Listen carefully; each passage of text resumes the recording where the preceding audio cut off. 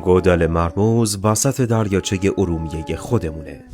تازگی یا بعد از خشک شدن قسمت‌های دیگه ای از این دریاچه یک گودال عجیب که از قضا توش پر از آب هم هست پیدا شده که کارشناسا هم از دیدنش تعجب کردن. وقتی که وارد این گودال میشید دمای آب به شدت سرده، به طوری که بدن انسان تحملشو نداره. اما هرچی به قسمت مرکز این گودال نزدیک میشید دما انقدر بالا میره انگار که به حد جوش رسیده. حالا این تازه اولشه. ماجرا از جایی ترسناک و عجیب میشه که طبق بررسی ها حدس میزنن لجنها و گیاهان اطراف این گودال به خاطر یه انفجار زیر سطحی گودال به وجود اومده.